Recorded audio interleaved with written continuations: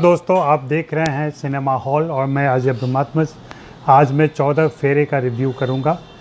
यह G5 पर stream हो रही है और इसके निर्देशक देवांशु सिंह हैं। बात आगे करूं इसके पहले मैं चाहूँगा कि आप सिनेमा हॉल सब्सक्राइब करें और buy me a coffee link पर जाकर मेरे लिए कॉफ़ी खरीदें। 14 फेरे, शादियों में 7 फेरे होते हैं, यह हम देखते सुनते आए हैं। यहाँ 14 फेरे मतलब 2 शादियाँ होती हैं। दरअसल इस फिल्म के अंदर एक ही जोड़ी की 2 बार शादियां होती हैं और वो माहौल ऐसा बनता है कि उन्हें मजबूरी में ऐसा करना पड़ता है। हुआ यूँ है कि राजस्थान के जाट परिवार की लड़की का प्रेम बिहार के राजपूत परिवार से हो जाता है और उन दोनों को इस बात का अंदाज़ा और अनुमान है कि अगर उन्होंने अपने माता पिता से इस शादी की बात की तो वे अपने पारंपरिक संस्कार और सामंती परिवेश की वजह से और उन मर्यादाओं की वजह से इस शादी के लिए राज़ी नहीं होंगे। वे इस शादी के लिए तरीके सोचते हैं और फिल्म के लेखक मनोज कौलानी ने और निर्देशक देवांशु सिंह ने यह युक्ति निकाली है फिल्म के अंदर, जो निश्चित रूप से एक नवीनता लिए हुई है। थोड़ी मुश्किल है, थोड़ी चुनौतीपूर्ण है और इसको उन्होंने अपने कलाकारों के सहयोग से पूरा किया है। मैं कहूँगा कि मनोज कौलानी और देवांशु सिंह ने एक पारंपरिक किस्म की कहानी को, एक जो देखी सुनी जा चुकी है ऐसी कहानी को, जातियों पर आधारित, जहाँ पे पारिवारिक संस्कार उनके संबंधों के आड़े आते हैं और फिर उसमें मुश्किलें होती हैं, फिर कैसे वे इससे पार पाते हैं। हिंदी फिल्मों में ऐसी प्रेम कहानियाँ अलग अलग तरीके से बनाई जाती रही हैं। एक समय था जब वे दोनों विद्रोह कर जाते थे, आत्महत्या कर लेते थे, लेकिन यहाँ नए युवक हैं, नए ज़माने के, वे एक नया तरीका खोजते हैं और वह यह तरीका होता है कि दोनों माता पिताओं को राज़ी किया जाए। राज़ी कैसे किया जाए? तो दोनों सोचते हैं कि हम लोग अपने अपने माता पिता के लिए एक नकली माता पिता खोजते हैं और उन्हें दूसरे के परिवार के सामने पेश करते हैं। मतलब नायक संजय लाल सिंह के जो माता पिता बनेंगे वे अदिति कसरावारा के माता पिता से मिलेंगे और अदिति कसरावारा के माता पिता जो बनेंगे वे संजय लाल सिंह के माता पिता से मिलेंगे।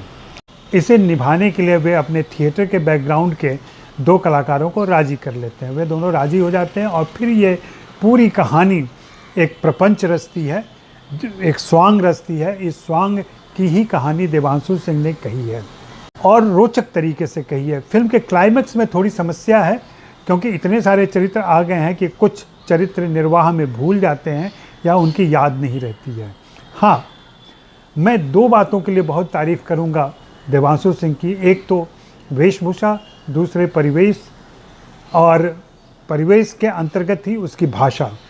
भाषा पर उन्होंने बहुत ज़्यादा ध्यान दिया है। राजस्थान और बिहार दोनों प्रदेशों की भाषाओं को उन्होंने हिंदी फिल्मों में प्रचलित लहजे में नहीं पेश किया है, उसे बहुत ही प्रामाणिक और वास्तविक रखने की पूरी कोशिश की है और इसमें वे सफल रहे हैं। निश्चित रूप से इसमें डायलॉग इंस्ट्रक्टर रहे होंगे उनके, या फिर देवांशु सिंह ने फिल्म की कास्टिंग बहुत शानदार की है। इसमें विक्रांत मैसी ने संजय लाल सिंह की भूमिका निभाई है। उन्होंने बिहारी किरदार को उसके स्वभाव के साथ, उसके लहजे के साथ, उसके नाज और अंदाज के साथ पकड़ा है और अच्छी तरीके से पर्दे पर जीवंत किया है। अदिति कसरावारा की भूमिका में कृति खरबंदा थोड़ी कमज़ोर पड़ी हैं, लेकिन वे भी कोशिश करती हैं कि विक्रांत मैसी के साथ चल सकें।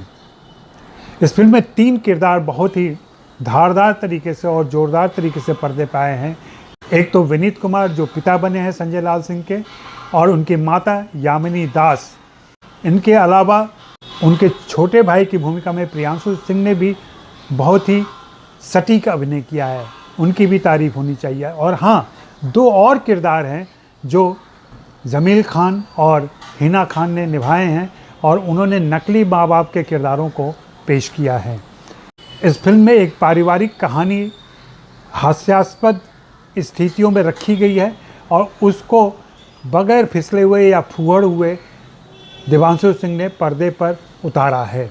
इस बात के लिए भी उनकी तारीफ़ होनी चाहिए। और आप बताएं कि आपको यह फिल्म कैसी लगी। शुक्रिया, मेहरबानी, धन्यवाद।